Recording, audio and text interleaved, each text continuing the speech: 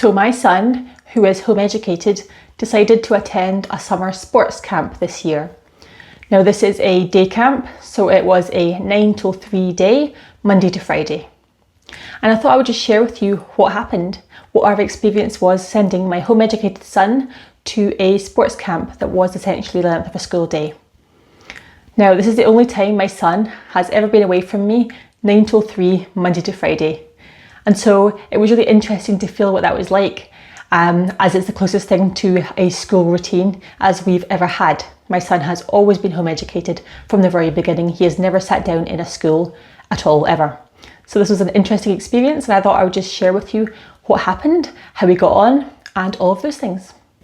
So this was a council-run summer camp, and it was a sports camp. So my son went in to do the multi-sports, which was essentially lots of different kinds of sports. So he ended up doing a bit of golf, a bit of handball, a bit of football, all those kind of things. And he also told me that they played lots of games in between to kind of fill in the time from 9 till 3, I suppose. And so that's what he did. He really wanted to go and do it. He attends a football class through the council, and so he loved that. So he thought he'd go and try out their sports programme during the summer. And in some ways, this is the most boring story ever, because he went to the camp and it was fine. Like, it was really fine. He walked in confidently, had absolutely no visible nerves that I could see, and he just walked in and he made friends. He had a great time, and really, this is an uneventful story in many ways because he had a great time. But I do also want to share some things that happened further down the line that made me feel a bit less than keen to send him again. So initially it seemed like all was fine and the sports camp was great, success, yay. He walked in, made friends, had no issues that some people might think home educated kids have with making friends, socialising, all that. Absolutely zero issues there. He also was able to take the classes as normal. So he sat down, he followed instructions, he listened. Like, there's nothing to be worried about sending a home educated kid to a camp like that, because yeah, they got on fine. But I do also want to share some thoughts that I had. So one of the things is that there is a reason I don't send my son to school, right? In fact, there are lots and lots of different reasons. But some of the reasons are that I want my son to be protected from certain things. One of those things is phones. Now, my son does not have a phone. He will not have a phone for a very long time. But being in a setting like this, other children have phones, and lots of other children give their kids access to the internet on these phones. And so for me, that is a big concern and worry with all the things that can be found on the internet these days, especially young children, young boys especially. The things that they are viewing is obviously not things I want my son to be viewing. And so this summer camp did have a policy that no phones were allowed at all. You weren't allowed to send your son or daughter to the camp with a phone. But the reality of that was, as my son told me, that the kids did have their phones, and during the breaks they had their phones out and they were playing games and doing who knows what else on their phones.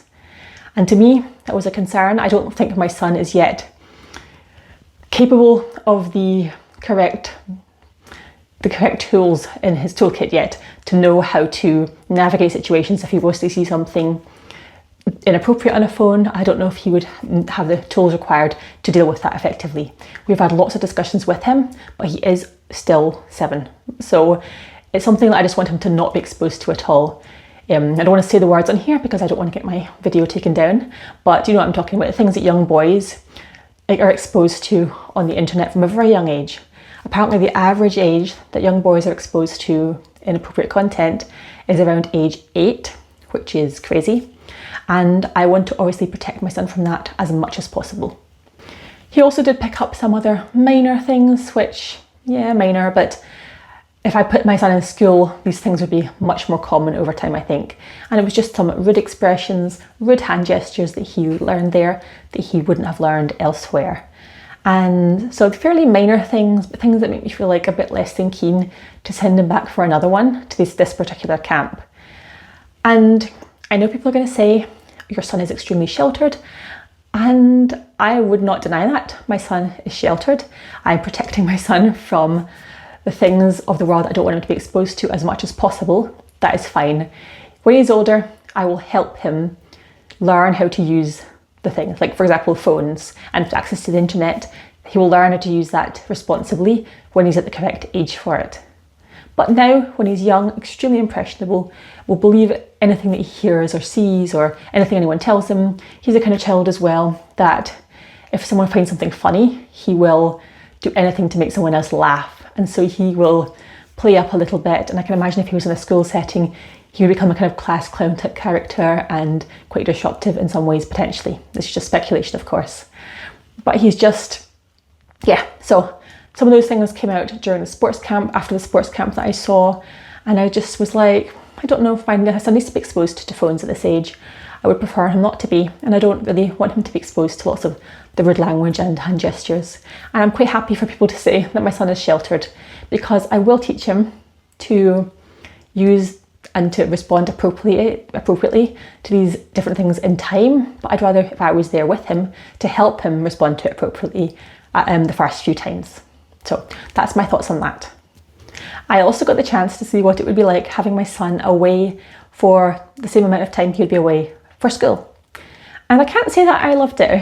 He came home exhausted, as I imagine kids come home from school exhausted. And you feel like you get the more exhausted, tired, unmotivated version of your child.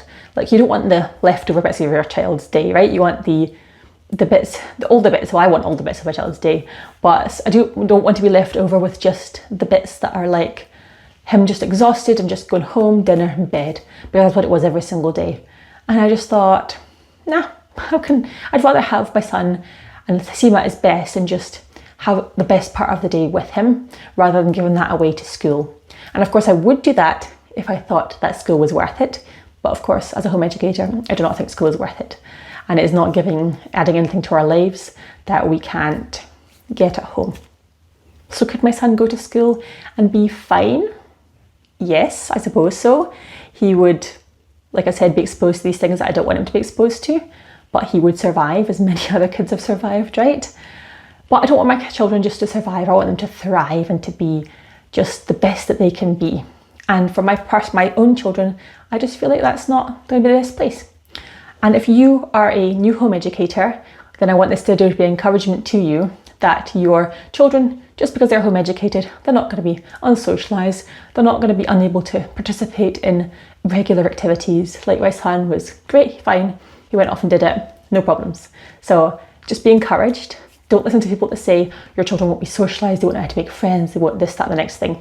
My son, who has always been home educated, is way more confident, extroverted, good at making friends, way better than me. I am someone who's been to school all my life, and, well, not all my life, but I went to school and I am not like that at all. I am extremely introverted and I struggle to make friends even now as an adult. So what I would say is a lot of it comes down to your child's personality, and just because you're home educating them doesn't mean they're going to find these things difficult. So let that be a reassurance to you. And if you are very new to home education, then I have a free masterclass called First Steps into Home Education. And it's exactly that. It will take you through the first step as you get into your home education journey. And I will leave that link down below. So yes, the key takeaways are, would I send my son to a summer camp again? Probably, if he wants to. Yeah, sure, why not? Would I want my son to send my son to school after that experience? Definitely not. Can I send my son to a summer camp and he'll be fine and have a great time, listen to the instructions, do all the things that people say that home educated kids won't be able to do? Yes, he can. He can do all of those things. I have no problems with that. And I just, let this video be a reassurance if you are a new home educator that your kids will be fine doing regular activities. Doesn't matter if they're home educated or not. And that's all I've got to say. See you in my next one. Bye.